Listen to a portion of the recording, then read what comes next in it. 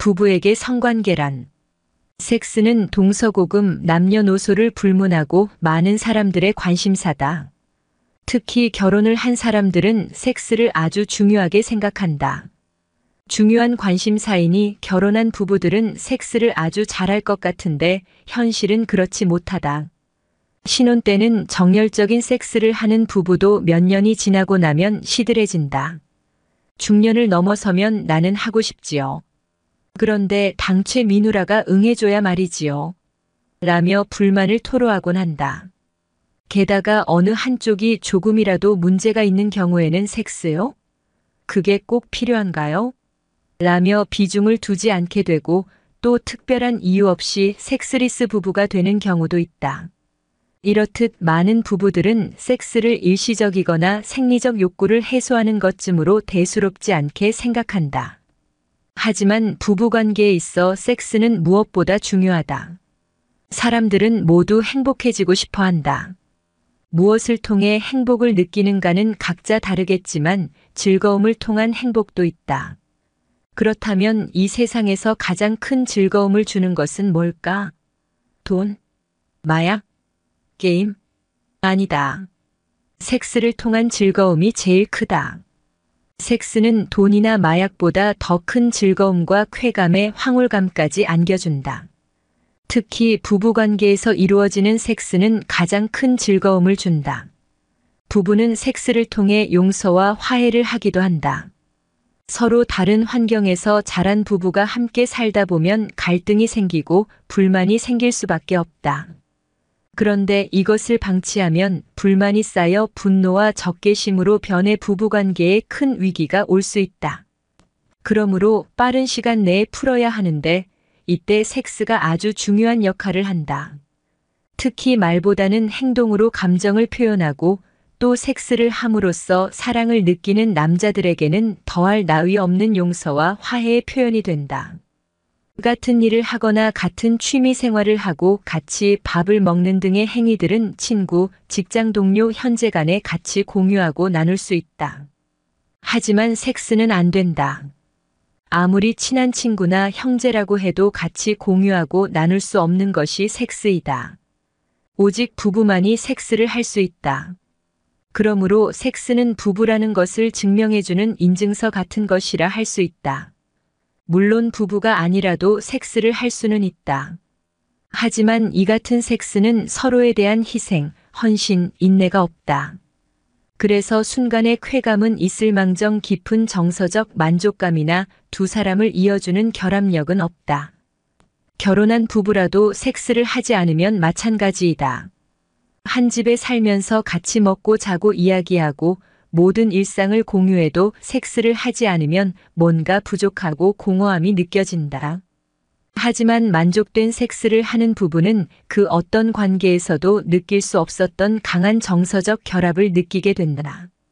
이런 결합은 두 사람 사이를 연결하는 강한 고리가 되어 우리는 정말 부부구나 라는 것을 매 순간 느끼게 한다.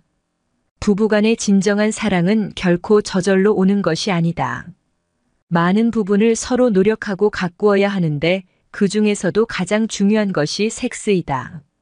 만약 다른 모든 것이 채워졌다 해도 섹스가 불만족스러우면 서로에게 거리감을 느끼게 되고 깊은 사랑을 느낄 수 없게 된다.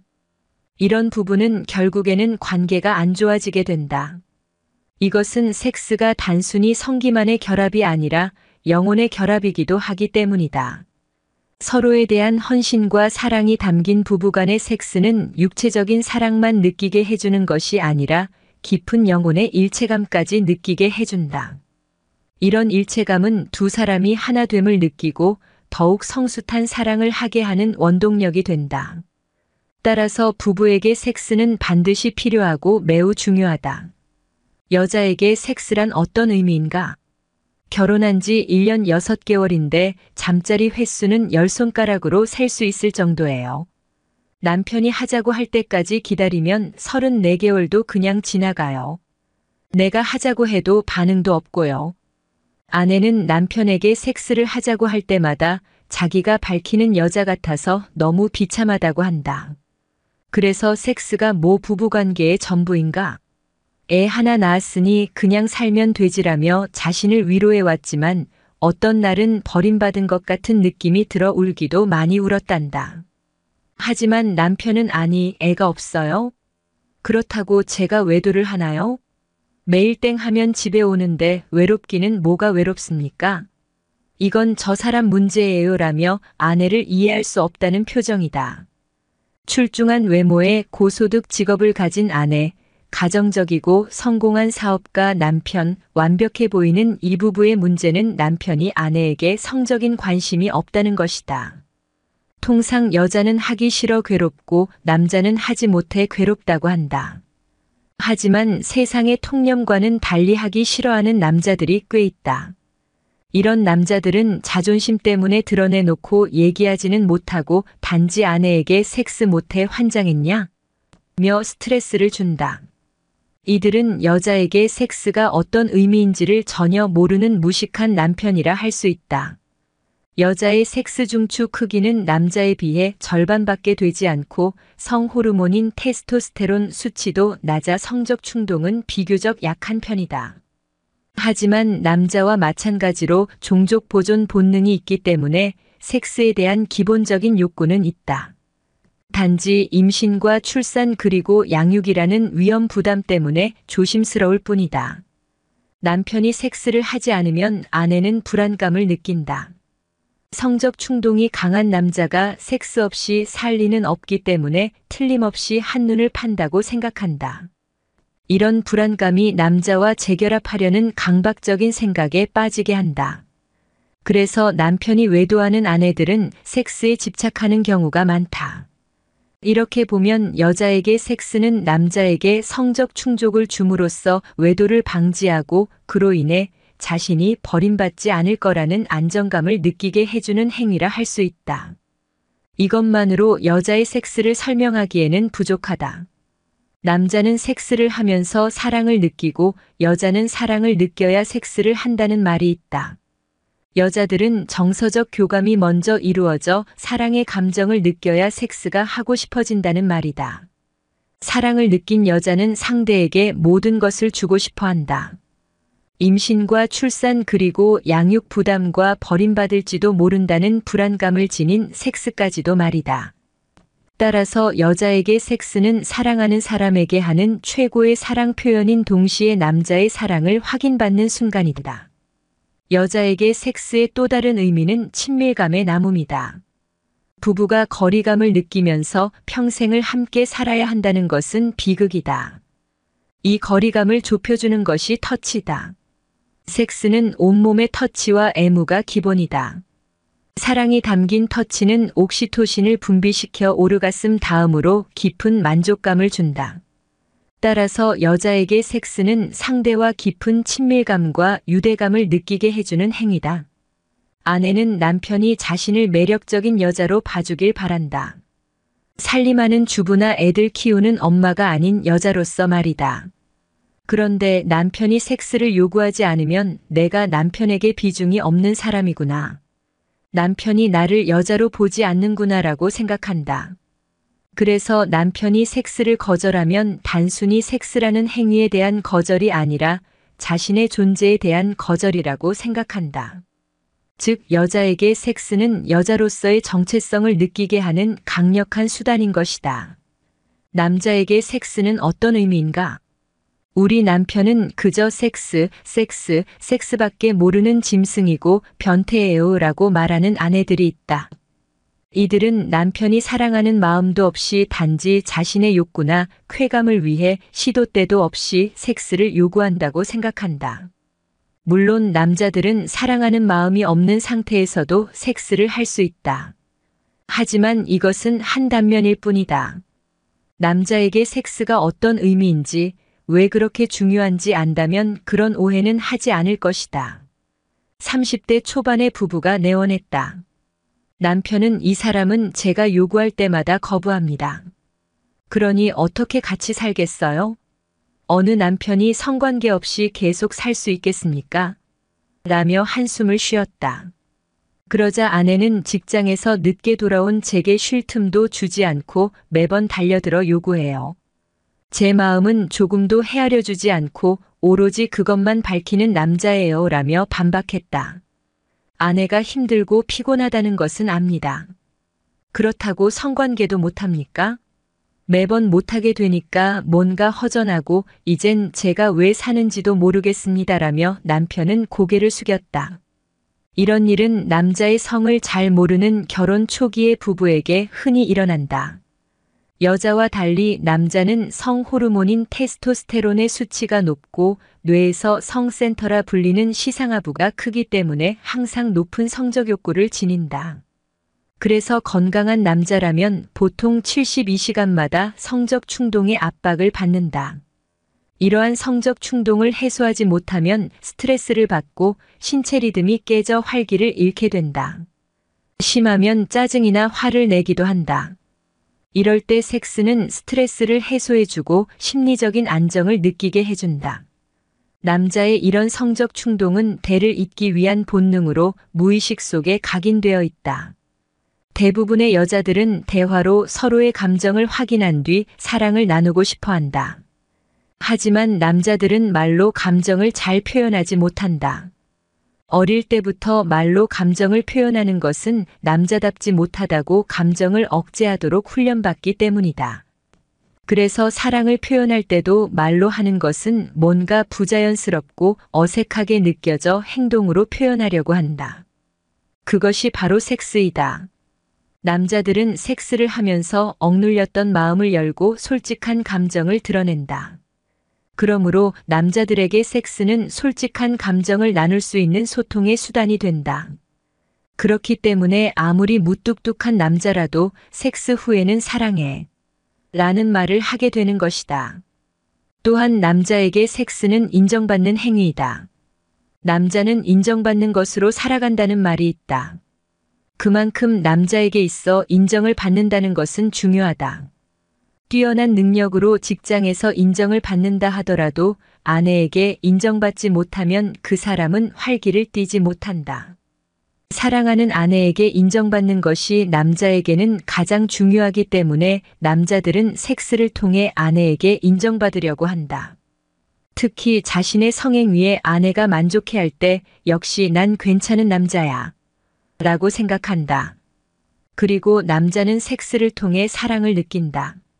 여자는 먼저 사랑하는 마음이 생긴 후에 섹스를 하려고 하지만 남자는 섹스를 하고 나서 상대를 더 사랑하게 되는 경우가 많다. 모든 방어 자세를 허물고 자신을 받아들이는 여자를 보며 자신이 사랑받고 있다고 느낌과 동시에 상대를 더욱 사랑하게 된다. 남자들은 본능적으로 섹스 행위 자체를 자기 이미지와 직결시킨다. 섹스를 잘해 인정받으면 스스로를 자랑스럽게 생각하고 자신감을 갖게 된다. 이런 자신감은 직장에서도 진취적이고 적극적으로 일하게 한다. 즉, 섹스가 남자를 살아있게 만드는 것이다. 이렇게 볼 때 남자에게 섹스는 단순한 성적인 행위가 아니라 자신의 존재감을 확인시켜주는 중요한 행위라고 할 수 있다. 검은 머리 팥불이 되도록이라는 주례사가 무색해진 지 오래다. 세계적으로 부부들이 한 번 결혼을 해서 함께 늙어가고 죽음으로 헤어질 때까지 결혼을 유지하는 비율은 점점 낮아만 간다. 이러한 추세가 급속도로 진행 중인 우리나라는 미국, 스웨덴을 이어 세 번째로 이혼을 많이 하는 나라라고도 한다. 연구에 따르면 사람의 평균 연령이 70세가 넘으면 평균 2번의 이혼과 재혼을 경험하게 된다고 한다.